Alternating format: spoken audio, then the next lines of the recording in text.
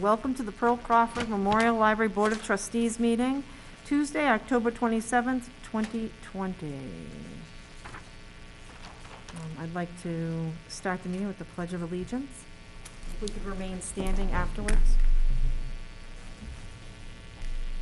I pledge allegiance to the flag of the United States of America and to the republic for which it stands, one nation, under God, indivisible, with liberty and justice for all. I would ask that everyone stand for a moment of silence in remembrance of past trustee William Fife.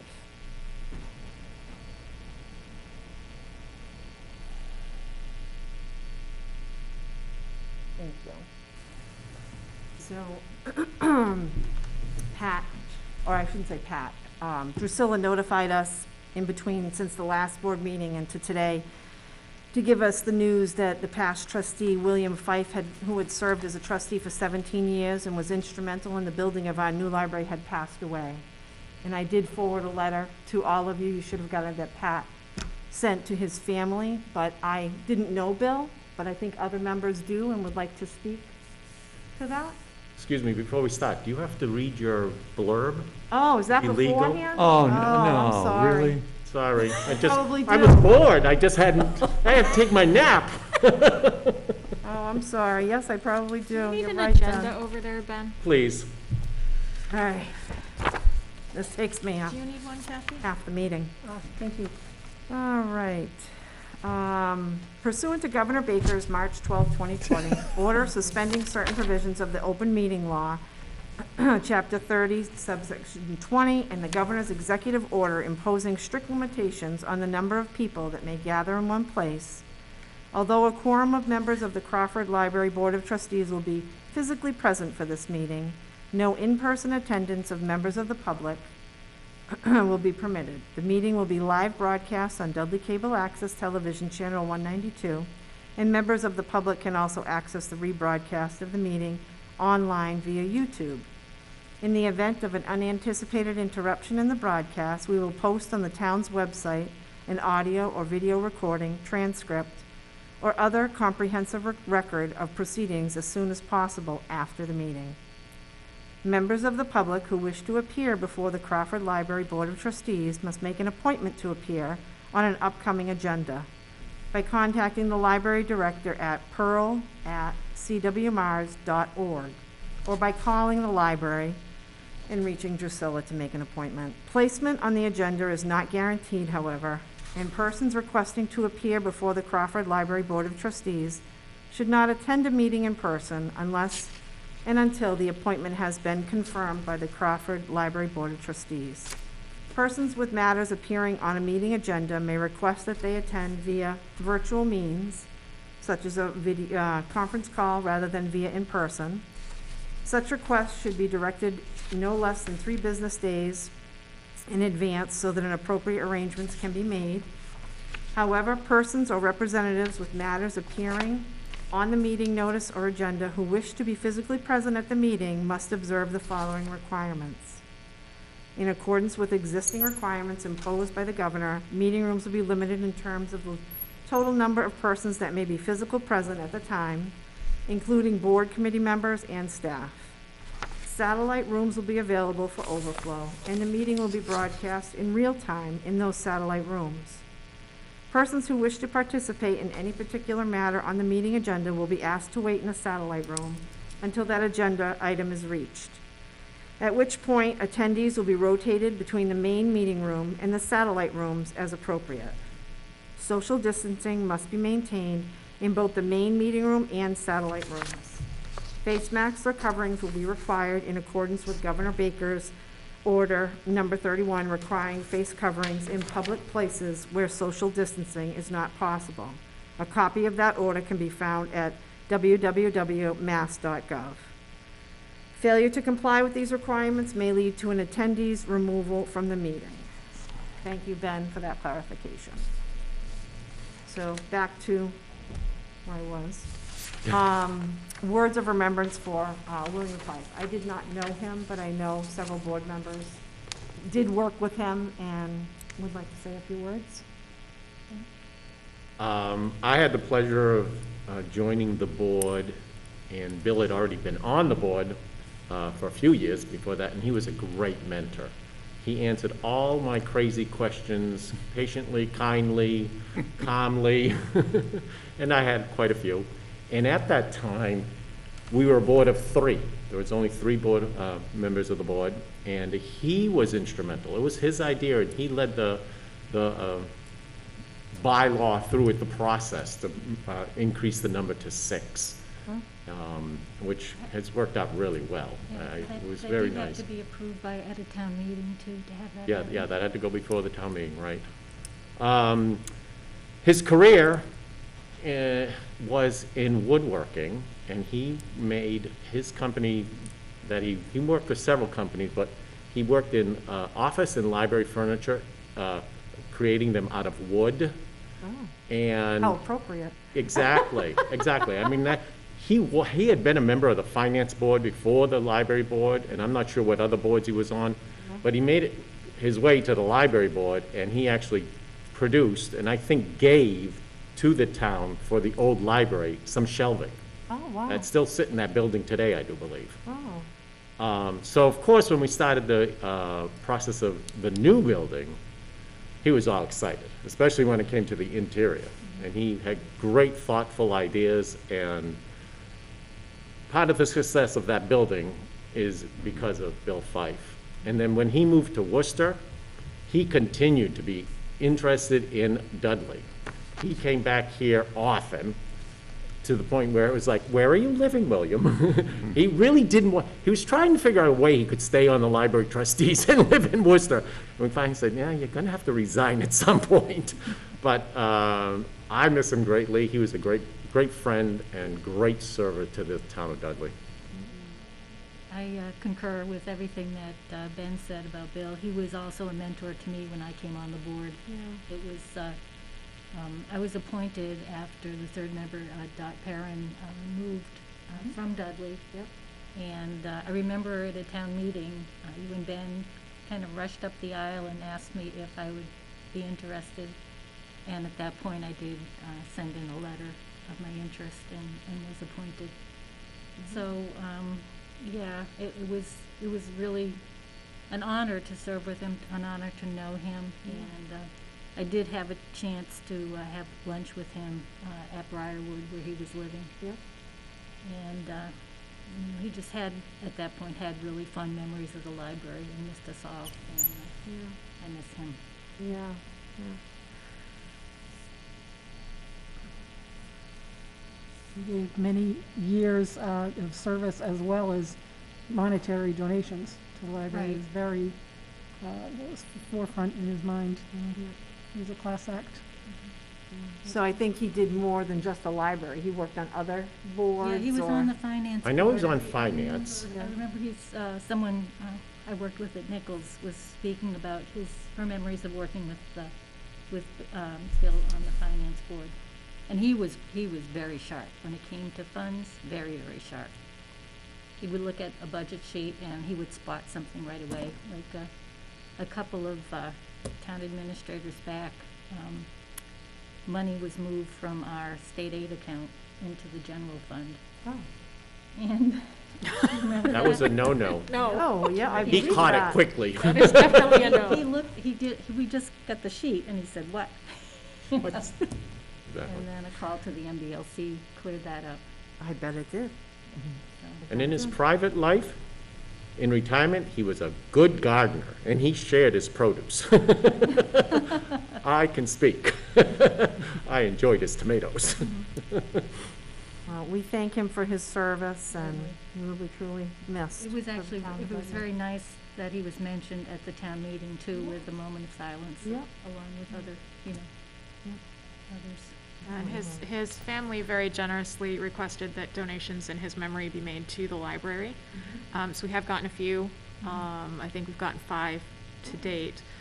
So they're kind of trickling in, and I've told his daughter that once I have, first of all, a list of who gave and an amount, I'll be in contact with her to make sure that we spend that in a way that is appropriate, that he would have appreciated.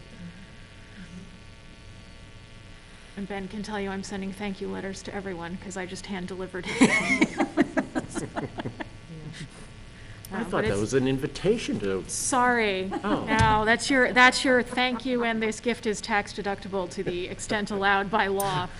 But it's been interesting. We've gotten, I think, 5 from 3 different states, so it's been interesting to see how wide kind of his reach was. Yeah.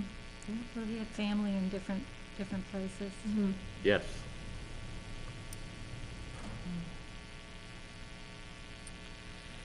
Okay. Moving on, the first thing on the agenda is a review of meeting minutes from September 22nd.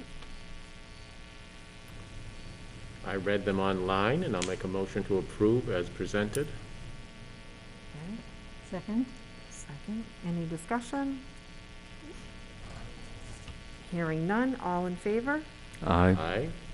No opposed, motion approved. All right, so the next part would be the director's report. So programs, we have one. Mark your calendars for, besides our usual story time and such. We are going to try doing a program via Zoom on December 3rd. It's a December 3rd? December 3rd. Mm-hmm. That is the anniversary of the event that the talk is on, so that is when the presenter wanted to do it.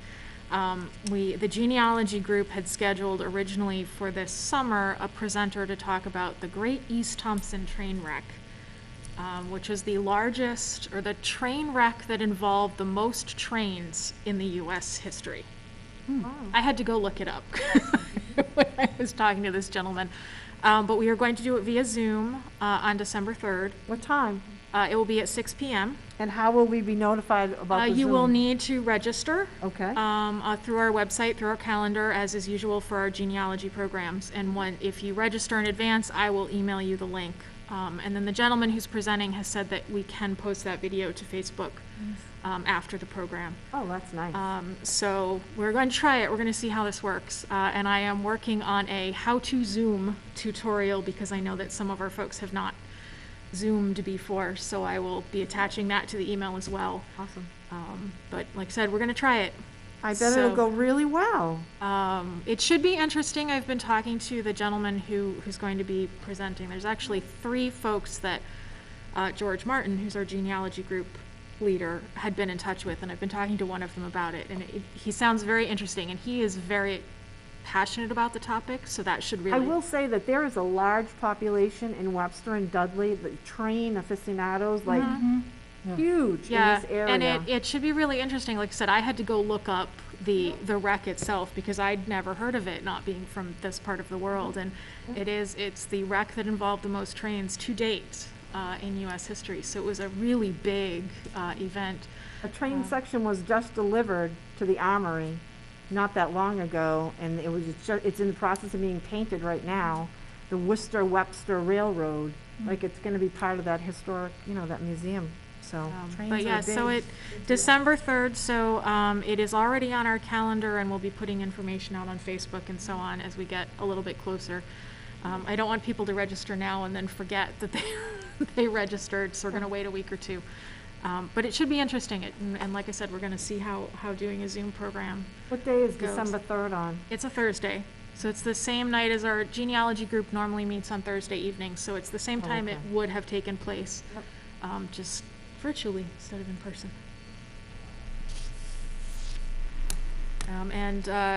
Story time continues. We've had almost 1,400 views of our last story time, so I don't know if the same people are watching them. 1,400 1,400. of last week's story Yes. time. What was the story? It was a Halloween story time. Wow. It was That's amazing. Lita and I kind of keep track of our statistics and see, whether one's more popular. And this, for some reason, and the Wow. week before that was about 1,000. So Wow. I said, I don't know if the same people just have them playing on repeat or something, but story time is. Like the story, maybe. We really hope that eventually, when we reopen, they do not all show up for story time because that would not work, Having it in the parking lot. Yeah. We'd be having it in the nearest football stadium, 1,000 people at story time. But that has been getting very, very good attendance, and you know, people give us, because we do it via Facebook Live, the people who do tune in, I think have gotten more comfortable, so they'll make comments, and Lita's, of course, exceptional at asking questions as though the kids were really there, and so every once in a while we'll get answers from people, you know, so it's kind of fun to see that growing. Budget, so in the director's report, I submitted the budget, but that was before I had gotten the final numbers from the town meeting. So those numbers are not the same. So you'll have the updated ones next month, but we did get the money for salaries, although I'm still going back and forth with Debbie about how they were allocated to different line items, because some people's line items were doubled and some weren't, and I'm not quite clear on that. So still trying to sort that out, but the money did come back into our budget. So we're just waiting for kind of to sort out the details. I thought I saw something for the per diem staff member too. Is that correct? Yes, but there's not enough to actually, like, if you figure out how many hours all the people we already have need to get through the end of the year, there's not actually enough to hire somebody else. So we're like, it's good that it's in the budget, and it's good that there's money in that line item, but there's not actually enough to hire somebody for that position at this point. But that's okay, because what we wanted was somebody to do outreach and programming, and clearly we're not doing a lot of programming right now. So, but so, you know, you'll see the numbers will be different next month, and kind of our working budget numbers will change next month, so just be aware of that. Facility report, as Joyce can tell you, George and I have been doing some work outside of the library. I did a bunch of weeding. I caught her weeding this week. I was pulling up weeds. Today I trimmed. Well, I think Ed caught her too, probably. He was today there I right trimmed before me. trees. A question to me? I'm getting it muddled, so Oh, yeah, you came by while I was outside weeding. Pulling weeds. And like I said, I trimmed some of the trees today that needed to be pruned a little bit. And George he takes a break from, you know, deep cleaning the inside of the library, and he's been working on trimming the shrubs. Oh, nice. So it's starting to look very, very nice. George informed me that he's getting tired of wading through the shrubbery to get to the flagpole. So I gave him permission to go ahead and cut a path in. And he did wonder if anybody here, or if anybody listening has a couple of paving stones that we can put down. We'd like to put those down. I mean, obviously they won't cost much if we have to go buy them, but I thought if anybody I had wonder a if the couple. highway department has excess of something like that. Not that I know of. They said they could probably do like pea stone or gravel, but not, you know, we want to actually put down the heavy pavers so stuff doesn't grow back up. But it's looking, I have to say, I stood out there and admired after I trimmed the trees today. It's looking pretty good, and once George finishes the shrubs, it'll look really nice. And he took it upon himself to say, you know what, this needs to be done, and we know that the town grounds people are at a minimum right now, and so I give him a lot of kudos for saying, hey, I can do that. And, you know, Thank you, George. He'll be out there, he cleans the bathroom, and then he goes out and chops a shrub down, and then he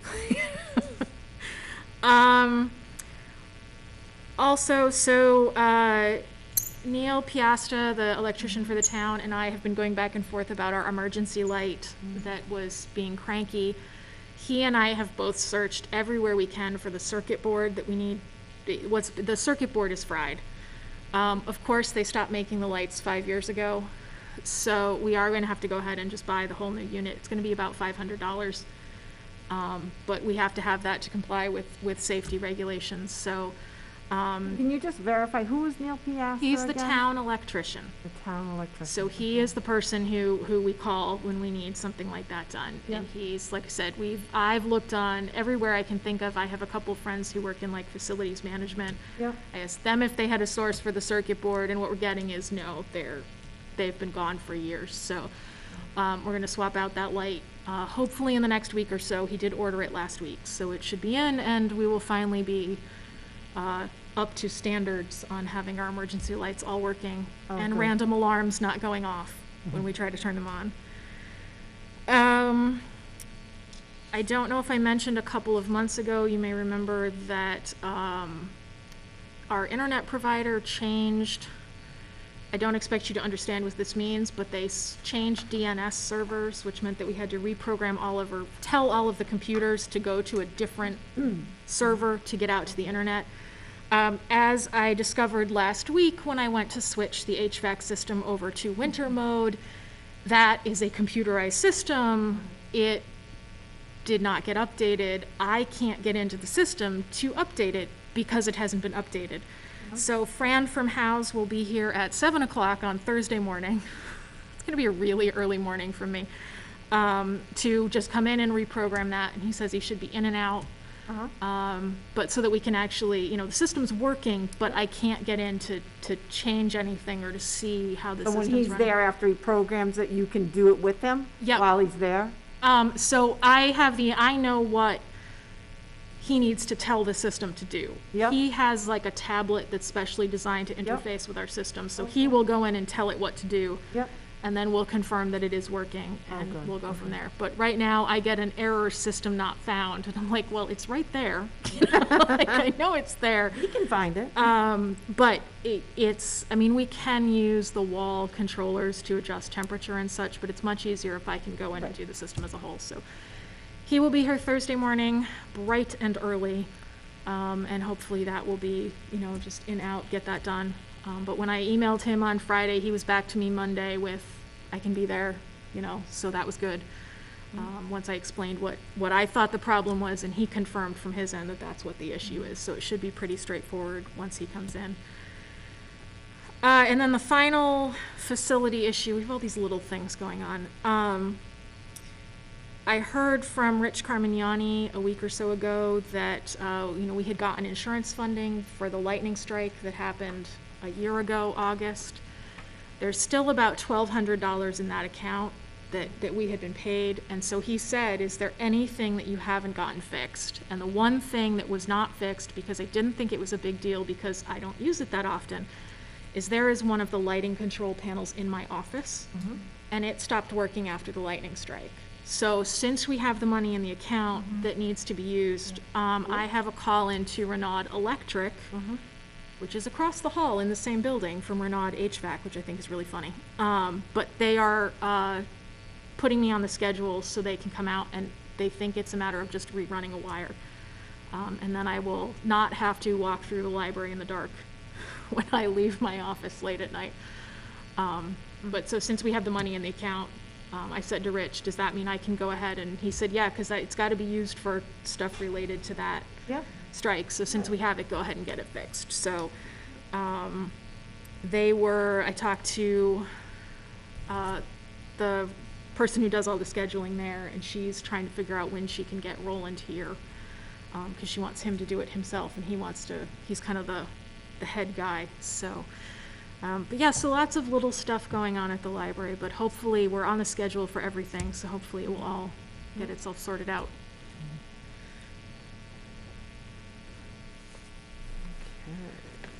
Any questions or comments on that?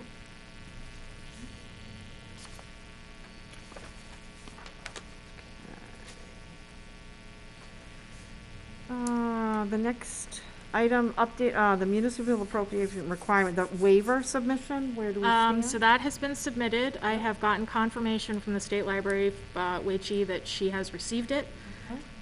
She was, because it does not have to be submitted to the Board of Commissioners. So it went to the state staff. It does not go to the commissioners until November 6th. So when I talked to her to confirm that she had actually received everything, she said she would look it over. And if she sees anything that might need to be supplemented or clarified, she will let me know. But otherwise, to assume, she said on first glance, it looks good. So it is in. Now we just wait, basically. So will they notify you either way? I think she said she would be in contact if it needed anything. So I'm assuming that, she's got however many other libraries to do, so I think she's only going to reach out if it needs something. But like I said, she said at first glance it looked good. Everything that they needed was there. Everything went in. They had everything, which is what I wanted to make sure they all made it to her. And it's one thing to know that I sent it, but to confirm that it's on her desk. So like I said, now we just wait. And they did warn us from the state that normally the Mass Board of Library Commissioners considers all waivers at the same meeting, their same monthly meeting, but there's so many that it may be until December before we hear, just because they'd be there all day. Yeah. You know, so she did say to, you know, be aware that the process is going to be more drawn out this year, just because of the volume. Okay, so next one is the reopening of the library, the special town meeting that was held on October 19th. The supplemental budget was passed.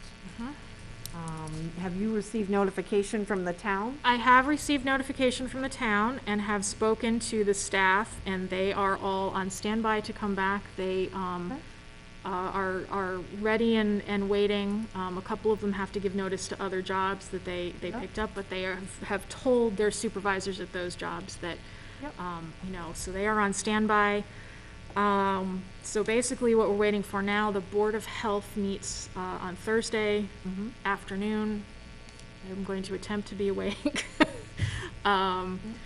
To review our reopening plan, which is the same as we had discussed as a board back in like May. And, you know, complies with all of the state's guidelines and everything.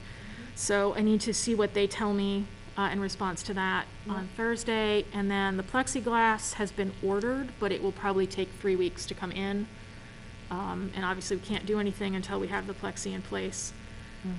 But we have our list of, you know, we've been starting to mark out 6-foot spaces, starting to mark which furniture needs to be pulled and put into the Fells room so it's not there. I sent an email up to John Ruda asking if the highway department could come down, which he had said he would send them down to do all the heavy lifting. So we're moving slowly, and Lita and I have gone through, you know, the children's department to figure out what needs to be moved, and like the teen room, what can we sort of take away and what can we lock down in place, kind of thing. So we're moving slowly, and we've got masks and disinfecting wipes and cases of disinfectant and all of that. And I've printed out, so we will have to, per the state, do hourly or I think it's like every 90 minutes rounds, wiping down what they call high-touch areas. So I have logs printed out, so once people are back in the building, we'll be able to do that. And then I've already, you know, I've been talking with the staff about what reopening's gonna look like, and one of the things that we agreed as a group is that we will have to shut the doors to the public half an hour before our usual closing time, so that we can do all the computers and all the chairs and all of that, you know, because George is not gonna have, with keeping the building clean, he's not gonna have time to add that on. So, you know, we've agreed that the half an hour will give us all enough time. We'll just run around disinfecting everything. So what's going to be the protocol for patrons coming in? How are we guiding them? So there will be a ginormous sign, courtesy of Pat, when you first walk in, which will explain, you know, you must wear a mask, please limit the time that you're in the building. You know, maintain 6 feet. There will be hand sanitizer everywhere we can think of, you know, to kind of encourage people to use that. Is there a time limit restriction on how long they can stay in the We library? are not putting a strict time limit on, except for computer use. Okay. So computers, we have the what we call PC reservation, which is the software that manages the computers. That will be set for half hour. What was it before, an hour? 2 hours. And there will not be any extensions. So always in the past, you've been able to come up to the desk and say, hi, basically I want to sit here all day, and we just keep extending. And it's going to be set to, have already talked to CW Mars so they can go in and make that change. Half an hour, and there will be no extensions. Because that's one of the areas that, you know, people sit, and I think a lot of times don't realize how much time they're spending. So it's going to be come in, go out again, you know, do what you need to do, print what you need, head out again. And we have had some discussion as a staff about, we do occasionally get requests from students to proctor their tests. And I said, you know, on the off chance that we get that, which I think most people have already found alternate arrangements, but I will work with that person to figure out how we can safely accommodate them and not have them sitting like out in reading area for 2 hours. So there will also be none of the upholstered furniture, like the chairs and such, that is all being moved into the Fells room. So there won't be any place to just sit, Yep. and just like read the newspaper or what have you. We are only allowing 2 families at a time in the children's room. And there will be signs to that effect on the door as well. We're going to close those doors and put the signs on, so people have to see the sign before they walk through the door. Will they be making reservations, these families? No, we're going to see how it goes with, kind of as you come in, you wait for one family to leave, you go in. And Lita is already, thinking about how she can encourage people to pull the books they need and leave. But of course, a lot of what the families do normally is come in and they sit in the couch and they read or they play with the toys, and none of that will be there. There'll be no toys, there'll be no anything, so we think it'll work. There'll be pretty quick turnover. Come in, pull your books, head out again. Is there a way you can gently, ask them to only be there for? Oh, yeah, well, I 20 mean, minutes? Like, I don't know if there's a time. There's not really a time limit, like because believe me, there have been a lot of discussions among directors, and there's been everything from an hour to 15 minutes so I think we're gonna at first at least play it by ear and see, hopefully people will be coming in and going right back out again, as there's not gonna be toys for children to play with, there's not gonna be a chair to sit in the reading area.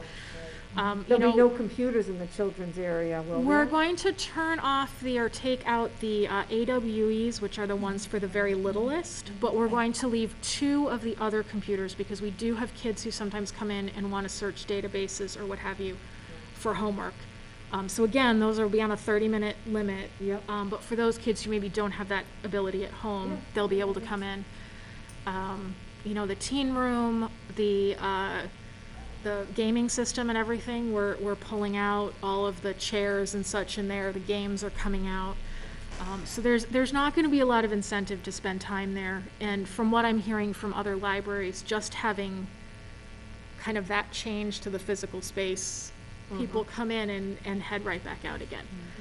And the staff, as I said in my director's report, again, the staff and I were talking, and they have asked that we continue curbside pickup once we open to the public, because some of our patrons will feel more comfortable using that. And will you limit it to, like, now that the No, library it will be would be, open, are it you would gonna be limit that? open, it would be curbside pickup during any hours that we're open. You're open, okay. But we'll see how that goes. I mean, it's possible that we suddenly discover that we're inundated and we Right. just can't manage everything. So a lot of this, a lot of other libraries have said, you can make all the plans you want. Right. And every community is different, and every community is having a different reaction. There are a couple of communities that have been open for people to come in for like 2 months, but nobody's in the building, they all want curbside pickup. And then there are a couple of communities that are the opposite. People are like, we don't want curbside pickup, we want to come in. So I think we're just gonna have to, in some ways, wait and see and kind of modify as needed. Were you planning to, before the staff, or officially opens the library to the public, increasing curbside pickup once they're back a bit, maybe a couple more days? I want to get a timeline from the town for when stuff will, because once we start prepping, the staff are going to be busy, figuring out where to stow stuff and help. We have to, the keyboards and the mice coming off of all the computers that aren't being used, we got to store all of that. And if it's only going to be another like 2 weeks before we can open, then I don't want to confuse anybody by saying we're making this change and then we're going to make this change. So it's kind of going to depend on the Board of Health on Thursday and what timeline they give me. And I think you just answered my question. What are you doing with adult computers where they're so close? So we are going to be taking keyboards and mice away. I've measured. I was out there with a tape measure, measuring, same for the teen ones that are quite close. And only certain ones will be in service. And the others will have no keyboards and no mice, so you can't decide that you're going to stand there and use it. There'll be no way. And How many adult computers will you be down to? I think we're going to have 1, 2, 3, 4. I think we determined we would have 5 or 6 by the time we're done, and then we'll have 2 or 3 depending on how we can wiggle things in the teen room. But that's, with the time limit, several people, there's going to be a higher turnover. We're not going to have the people that Oh, we yeah. do now, Our who come in and regulars, yeah. stay, and therefore that computer is out of commission all day. So, you know, like I said, I was out there with my tape measure. What's 6 feet, and which way are you breathing? Yeah. Um, So Pat had sent an article this week, and you probably have read it and all that, and there was one thing in there that, how are we gonna handle, or how have you decided we're gonna handle people going in and browsing? And I mean, this is me, I look at a book, I open it, I read the front, the back, and then, oh, I don't want that book. What's gonna happen to books that are touched touched. and not So taken first of all, the town has supposedly purchased one of those fogger mister thingies that we will be able to use every so often. But everything that we have heard from the CDC, from the New England Document Conservation Center, et cetera, is that the virus doesn't come out of paper. So if you breathe on this and you have it, then I can hand it to you and you're fine. So why are we keeping books separate then for days when they're returned? We do that when it comes back because that's what people seems to be the standard protocol. But that's a book that somebody has had for 2 or 3 weeks Yeah. that they have been holding long term, not something that no, never mind and put it back. So I think it's partially because of the level of exposure.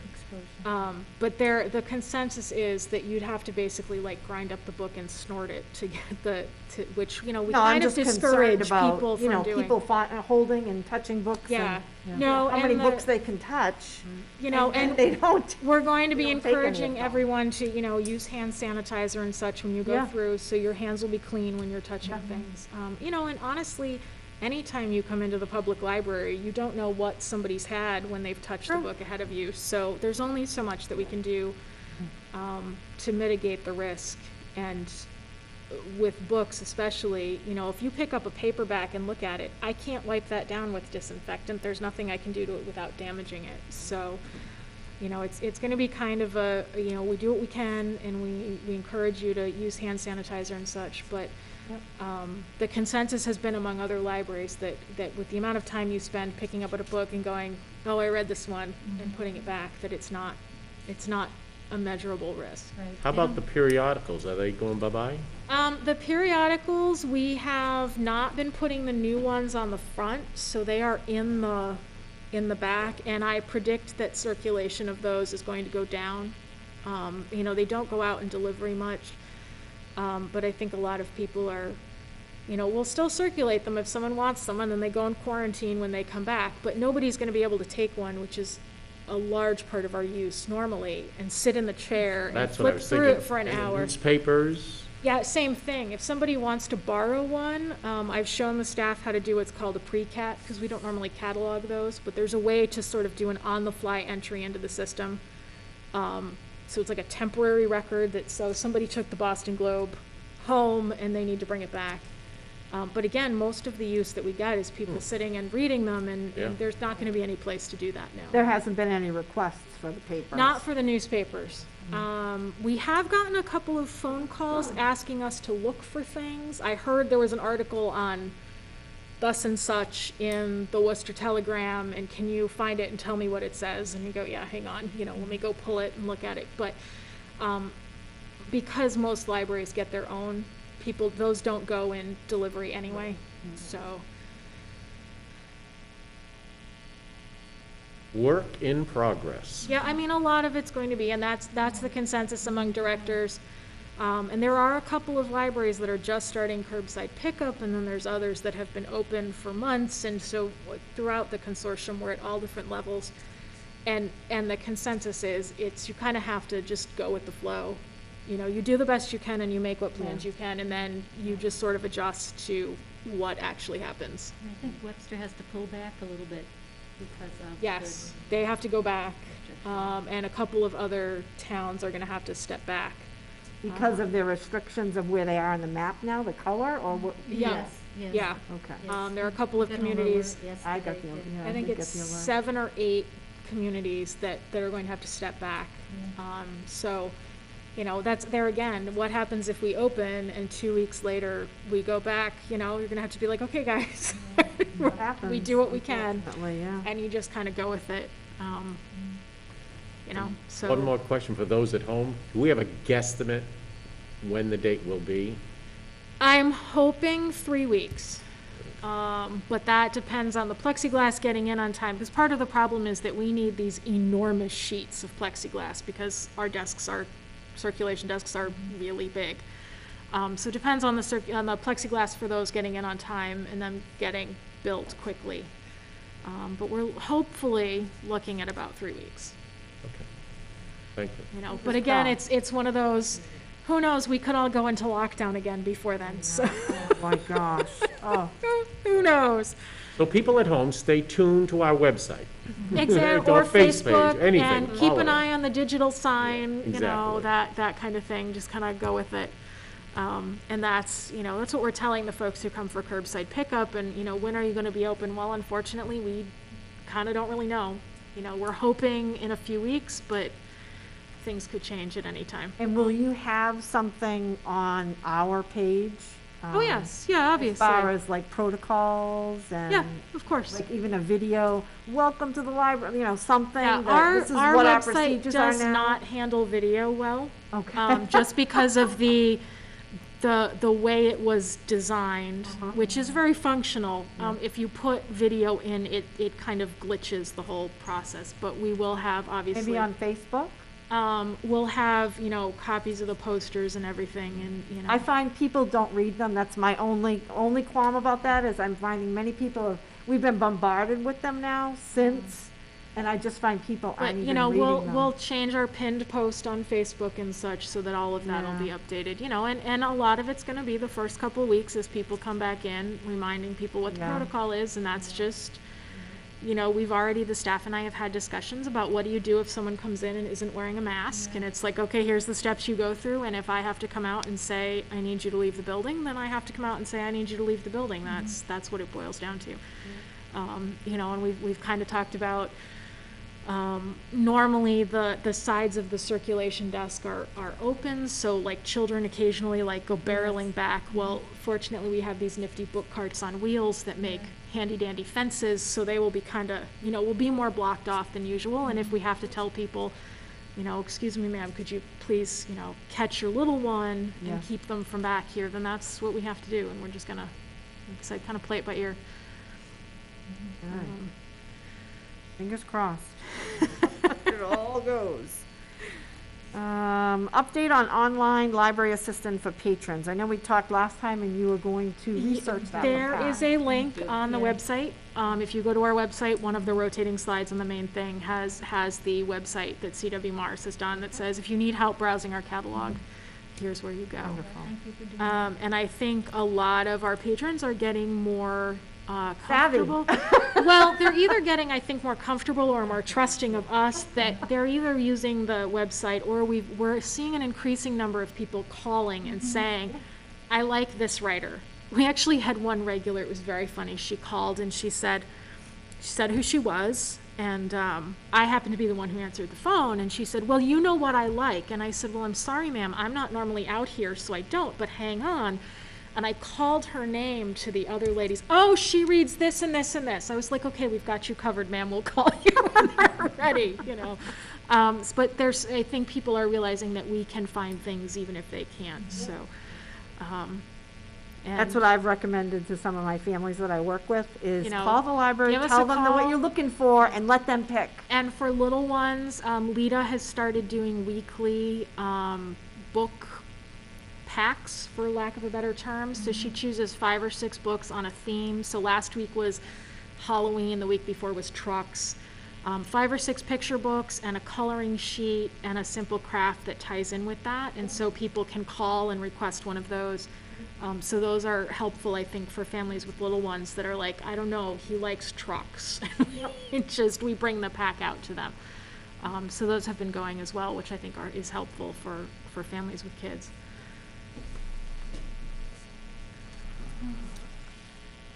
How about an update on the Halloween?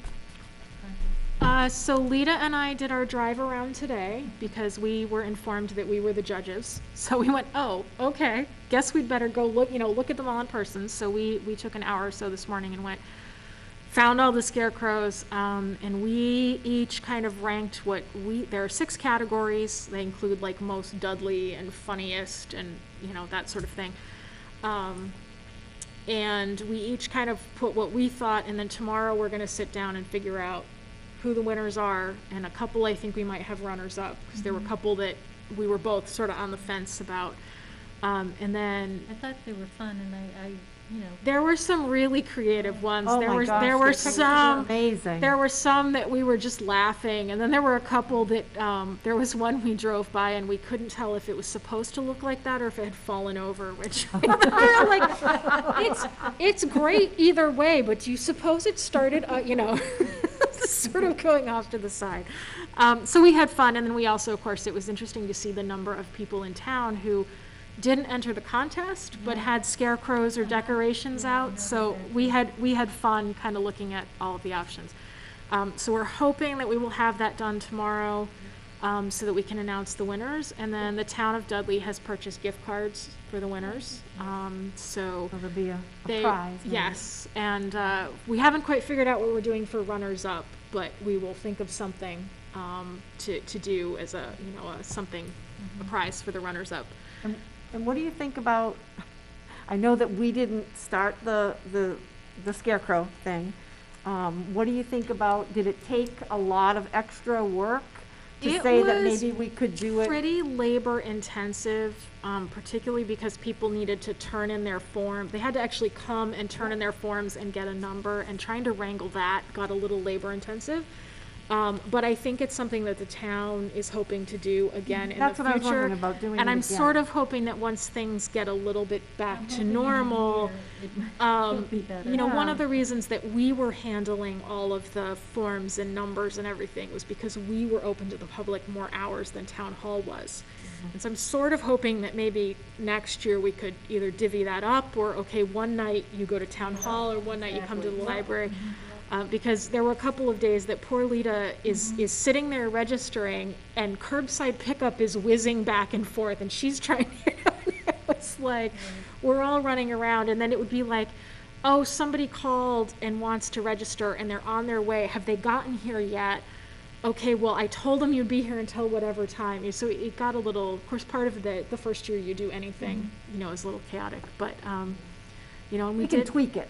yeah, and we next year. did end up extending the deadline to register because there were so many people interested. But I think word, because it's a new thing, word was slow to get out. So next year people will know to look for it. Maybe And we by had next over- year you can use volunteers. Yeah. Right, and we had over 30 Ed can submissions. sit outside and register was people really for the nice. scarecrow contest.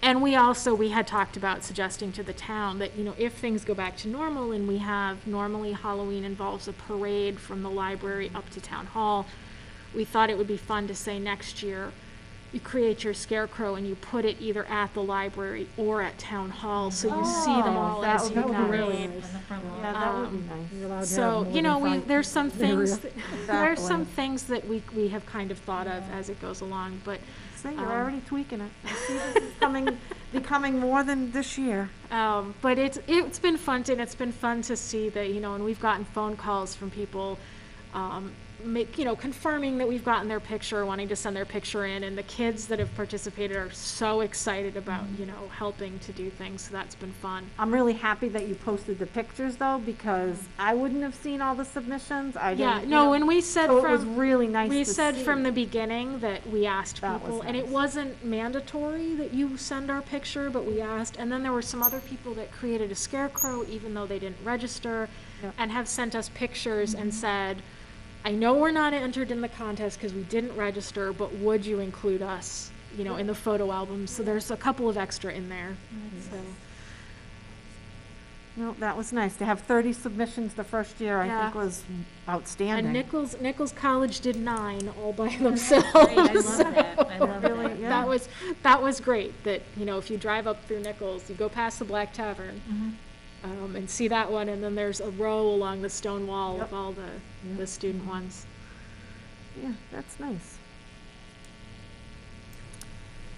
Board member comments and/or observations. I would like to start by saying thank you to George going above and beyond. We really do appreciate that. That's really much appreciated. I also want to thank Pat and Drusilla for putting together a very concise, for the warrant article, the funding request for the library, to get the information out to the people that needed it. I did hear back from several people, and they were very happy that they got it, and I couldn't have put that all together, Pat, so thank you very much. And I know Drusilla and you both worked really hard on that, and it was wonderfully done. I appreciate that. So I think that's all from me. Anyone else? I'd like to thank Lita for sitting outside to register. With her Some pretty space hairy heater, days. she was out there with her space heater, which I will have you know is my space heater, and I have given to her. She'd be out there all bundled up. It really does take a village to get everything done. Yeah, especially in these times that, so much of what we normally do is not happening, and then other things. It's been a fascinating several months. Everybody's really stepped up, and we appreciate how much everybody's been doing. Exactly. Any other comments? I don't want to, anything else? Good. Our next meeting is November 24th. Hopefully, it will be here. You never know. You I'm never just know. saying, you never know. Fingers crossed that it's here, but it could be other. Be back on Zoom. It could be. So I will accept a motion. Motion to adjourn. Second. Second, okay, no discussion. All in favor? Aye. Yay, we're all done, Mr. Downing.